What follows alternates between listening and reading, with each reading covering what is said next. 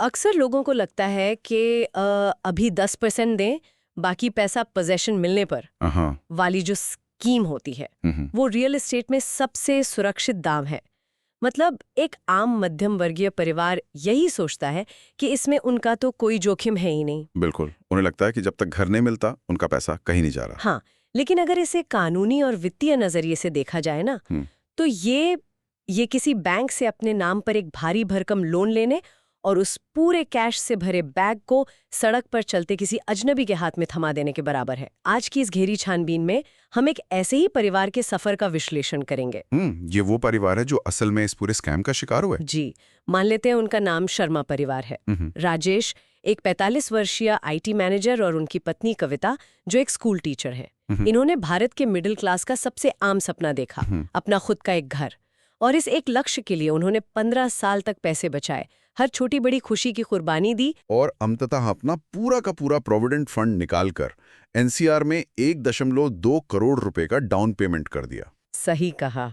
अब कागज पर वो सपना बिल्कुल पक्का लग रहा था, लेकिन 3 साल बाद जब वो परिवार अपनी साइट पर उस जगह को देखने जाता है जहां उनका सपनों का घर होना चाहिए था, तो उन्हें वहां कोई कंस्ट्रक्शन नहीं मिलता। हाँ, कोई ग्रीन नहीं, कोई मजदूर नहीं होता वहां। बिल्कुल, वहां सिर्फ कंक्रीट का एक अधूरा सड़ता हुआ ढांचा खड़ा होता है, और जिस बिल्डर को उन्होंने अपने जिंदगी भर की कमाई दी थी वो हजारों करोड़ रुपए लेकर गायब हो चुका होता है। ये सच में रोंगटे खड़े कर देने वाली स्थिति है ना? खैर, इस चर्चा में और गहराई तक जाने से पहले एक बात स्पष्ट करना बहुत जरूरी है। इस पूरी छानबीन में हम जिन वित्तीय तंत्रों, बैंकिंग खामियों और स्कैम्स का विश्लेषण करने जा रहे हैं वे पूरी तरह से वास्तविक हैं। जी, ये खामियां आज भी देश भर में लाखों लोगों को आर्थिक रूप से तबाह कर रही हैं।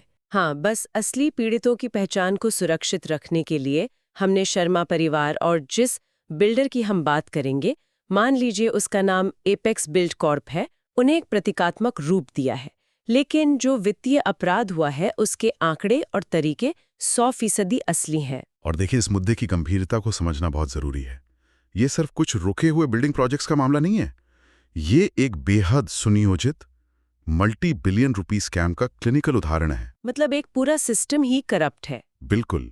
इस छानबीन में हम यही डिकोड करेंगे कि कैसे एक पूरे के पूरे वर्ग को उनके ही पैसों से उनकी ही आर्थिक तबाही की फंडिंग करने के लिए मोहरे की तरह इस्तेमाल किया गया। अगर हम इस पूरे सिस्टम को करीब से देखें तो ये जंगल में शिकारियों द्वारा बिछाए गए किसी जाल की तरह काम करता है।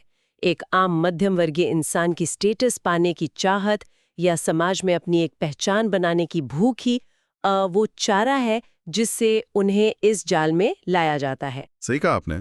मिडिल क्लास की वो ड्रीम होम वाली भावना ही उनका सबसे बड़ा हथियार है। हाँ, लेकिन मेरा एक बहुत ही बुनियादी सवाल है। एक ऐसा सिस्टम जिसका ढांचा ही लोगों को घर मुहैया कराने के लिए बनाया गया था, वो कैसे कैसे मिडिल क्लास को ही आर्थिक रूप से खत्म करने का एक हथियार बन गया? देखिए, इस तंत्र को समझने के लिए उस मनोवैज्ञानिक खेल को समझना होगा जो इन बिल्डर्स ने खेला। अब सोचिए, एपेक्स बिल्ड कॉर्प जैसी कंपनियों ने रातों रात पूरे रियल एस्टेट बाजार पर कब्जा कैसे किया? भारी मार्केटिंग के जरिए। बिल्कुल। उन्होंने बॉलीवुड के ए लिस्ट सितारों को अपना ब्रांड एम्बेसडर बनाया, बड़े अखबारों के पहले पन्ने पर, शहर के हर बड़े बिलबोर्ड पर आक्रामक मार्केटिंग की। इसका मकसद सिर्फ फ्लैट बेचना नहीं था। तो फिर क्या था? इसका मकसद एक ऐसा भ्रम पैदा करना था कि वे टू बिग टू फेल हैं। मतलब वे इतने बड़े और प्रतिष्ठित हैं कि उनका प्रोजेक्ट कभी डूब ही नहीं सकता। एक आम इंसान उस चकाचौंध में अंधा हो जाता है। और इसी चकाचौंध के बीच ही प्री लॉन्च और सॉफ्ट लॉन्च ऑफर्स का खेल शुरू होता है ना? जी बिल्कुल। ये वो चरण होता है जहां साइट पर जमीन का एक टुकड़ा तक साफ नहीं होता, पर्यावरण मंजूरी, मेरा मतलब है एनवायरमेंटल क्लियरेंस तक नहीं होती। कई बार तो जमीन का मालिकाना हक भी बिल्डर के पास पूरी तरह से नहीं होता। हाँ, और इसके बावजूद एक्सक्लूसिव डिस्काउंट का एक मनोवैज्ञानिक दबाव बनाया जाता है और हजारों फ्लैट सिर्फ एक चमकदार ब्रोशर के दम पर बेच दिए जाते हैं। ये तो साफ साफ धोखा है, लेकिन यहीं पर सबसे बड़ी वित्तीय बाधा आती है। एक आम परिवार के पास एक साथ करोड़ों रुपए तो होते नहीं हैं, तो इस बाधा को दूर करने के लिए सबवेंशन स्कीम को बाजार में उतारा गया। ये वही है जिसे आम भाषा में 80-20 या 10-90 प्लान कहा जाता है। बिल्कुल। इसका वादा बहुत लुभावना था। बुकिंग के समय सिर्फ 10% दें, बाकी पैसा तब देना जब घर की चाबी मिलेगी। प्री सौदा है, उन्हें तो यही लगेगा कि जब तक घर नहीं मिलता तब तक उनका पैसा सुरक्षित है। और यही वो सबसे बड़ा छलावा था। बिल्डर ने खरीदार से वादा किया कि जब तक फ्लैट का पोजीशन नहीं मिल जाता तब तक बैंक लोन का प्री ईएमआई इंटरेस्ट बिल्डर खुद भरेगा। शर्मा परिवार जैसे हजारों लोगों को लगा कि इसमें उनका कोई नुकसान है ही नहीं। रुकिए रुकिए, यहाँ इस त्रिपक्षीय समझौते जो ट्राईपार्टाइट अग्रीमेंट है, इसकी बैंकिंग लॉजिक को समझना बहुत जरूरी है। मैं सोच रही थी, बैंकों के पास तो रिस्क असेसमेंट करने वाले बड़े बड़े अधिकारी होते हैं, बिल्कुल होते हैं। तो उन्होंने सिर्फ राजेश शर्मा के 750 सिबिल स्कोर के आधार पर 5,000 करोड़ रुपए जैसी विशाल रकम एक साथ बिल्डर को कैसे ट्रांसफर कर दी? मतलब क्या बैंकों ने ये नहीं देखा कि जिस संपत्ति के लिए लोन दिया जा रहा है वो अभी बनी ही नहीं है? यही तो, इस पूरी व्यवस्था में बैंकिंग सेक्टर का जो नजरिया था वही सबसे बड़ी खामी साबित हुआ। बैंकों ने इसे एक पारंपरिक होम लोन की तरह देखा। मतलब जैसे बना बनाया घर खरीद रहे हो? हाँ, उनका गणित ये था कि रियल एस्टेट एक एप्रिशिएटिंग एसेट है, यानी इसकी कीमत समय के साथ बढ़ेगी ही बढ़ेगी। उन्हें लगा कि अगर बिल्डर डिफॉल्ट करता है तो वे उस फ्लैट को जब्त कर लेंगे, जिसकी कीमत लोन की रकम से ज्यादा होगी। लेकिन उनका ये ब्लाइंड स्पॉट था कि वे एक ऐसी संपत्ति के लिए पूरा पैसा पहले ही दे रहे थे जिसका असल दुनिया में कोई वजूद ही नहीं था। सटीक बात। कागजों पर कर्ज लेने वाला व्यक्ति राजेश शर्मा था, लेकिन सारा पैसा सीधा एपेक्स बिल्ड कॉर्प के खाते में गया। अब अगर प्रोजेक्ट रुकता है तो बैंक अपने पैसे की वसूली बिल्डर से नहीं करेगा, वो राजेश शर्मा से करेगा, क्योंकि लोन एग्रीमेंट पर हस्ताक्षर तो उनके हैं। बिल्कुल।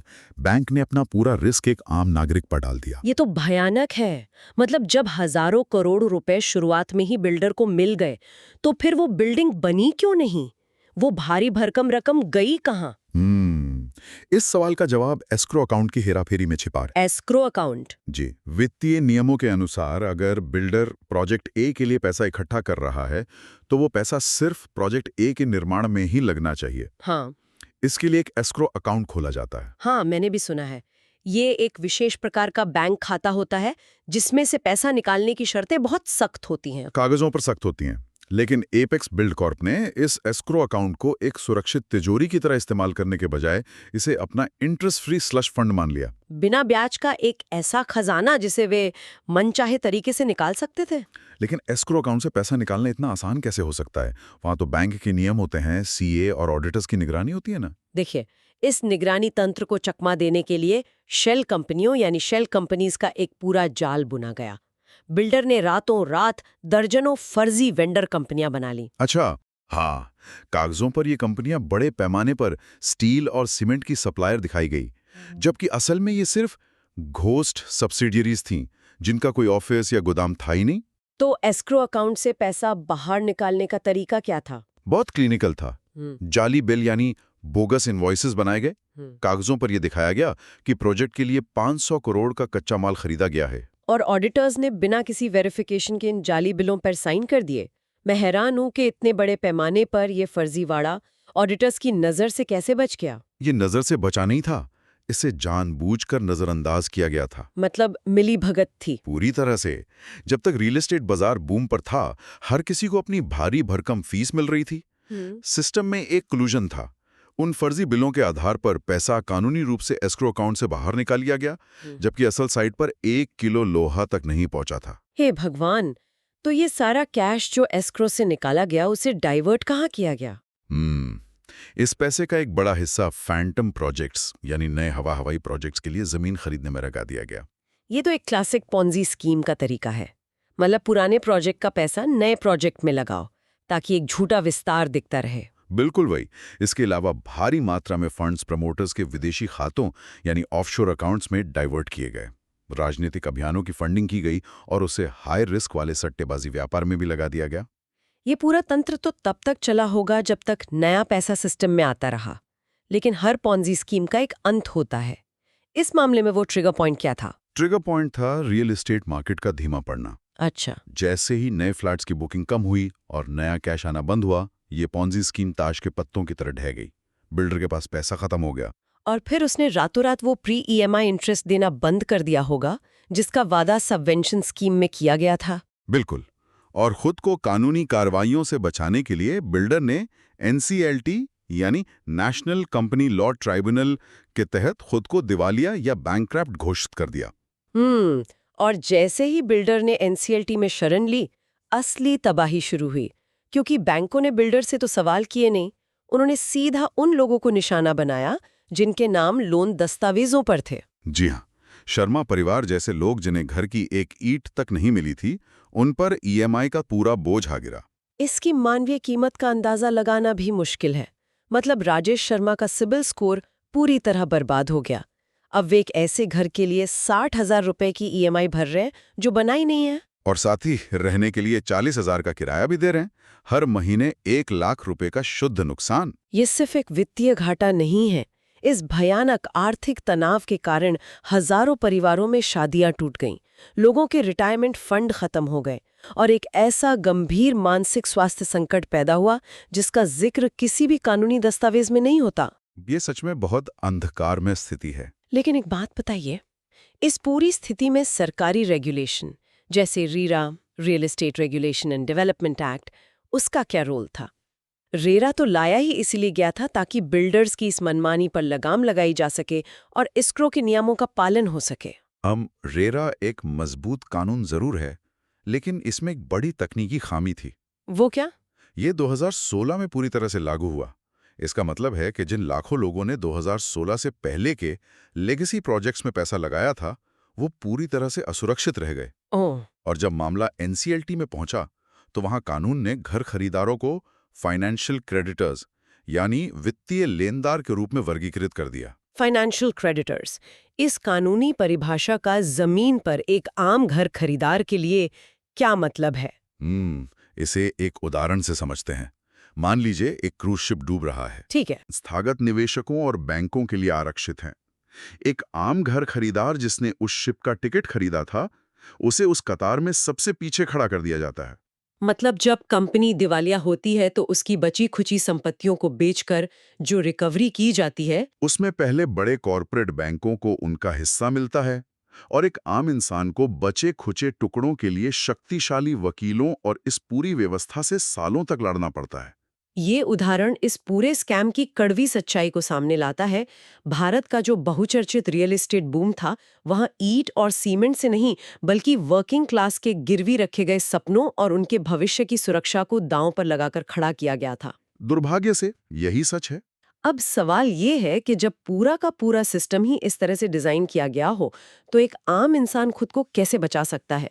इसके लिए डिफेंस प्लेबुक क्या होनी चाहिए? देखिए, सबसे पहला और बुनियादी नियम, भावनाओं को वित्तीय फैसलों से बिल्कुल अलग रखना होगा। बिल्कुल। ये कोई सपनों का आशियाना नहीं है, ये एक सख्त वित्तीय कॉन्ट्रैक्ट है। इसके बचाव के लिए 4 अचूक नियम हैं। पहला नियम, प्री लॉन्च और सॉफ्ट लॉन्च से हमेशा दूर रहें। हाँ, क्योंकि वहां तो कुछ होता ही नहीं है। सही कहा।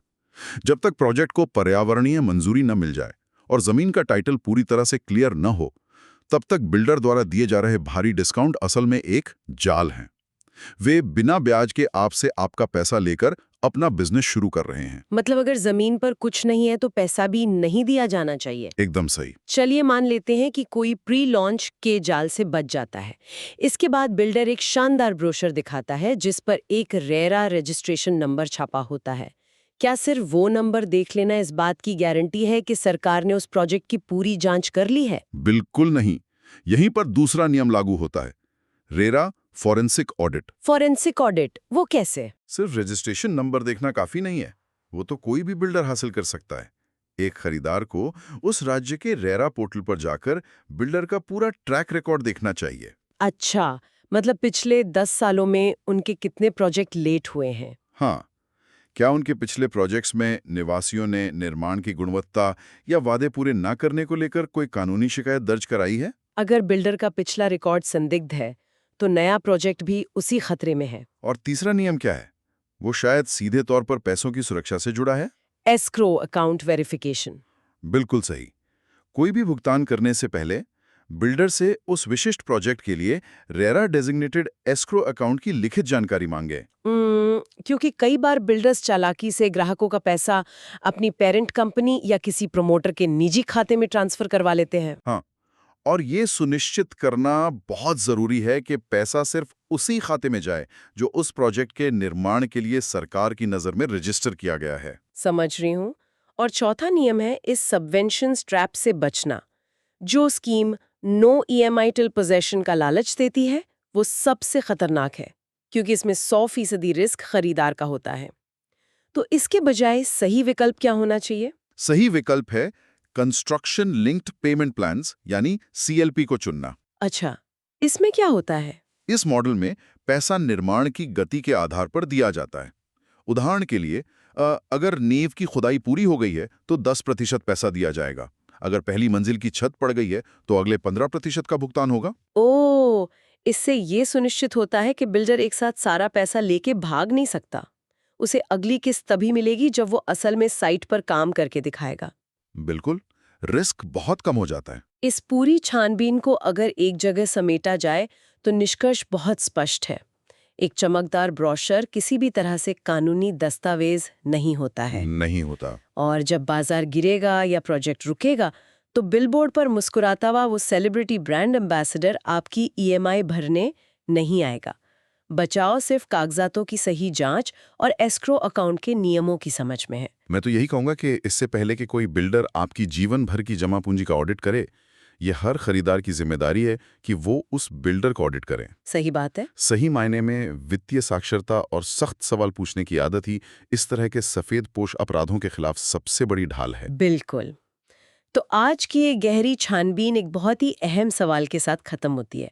एक ऐसा सवाल जिस पर हम सभी को गंभीरता से विचार करना चाहिए। जी। अगर एक पूरी की पूरी इंडस्ट्री हमारी भावनाओं और ड्रीम होम की चाहत को एक हथियार की तरह इस्तेमाल करके उसे हमारे ही खिलाफ खड़ा कर सकती है, मेरा मतलब है अगर ऐसा हो सकता है तो क्या हर बड़े आर्थिक फैसले को देखने का हमारा नजरिया नहीं बदलना चाहिए? 100% बदलना चाहिए। चाहे वो बच्चों की उच्च शिक्षा के लिए लिया जाने वाला लोन हो या बुढ़ापे का रिटायरमेंट फंड, क्या इन फैसलों को सिर्फ सपनों की नज़र से देखना बंद करके एक फोरेंसिक ऑडिटर की सख्त, क्लिनिकल और शक भरी नज़र से नहीं देखना चाहिए? ये एक ऐसा नजरिया है जो शायद भविष्य में कई परिवारों को तबाह होने से बचा सके। बिल्कुल।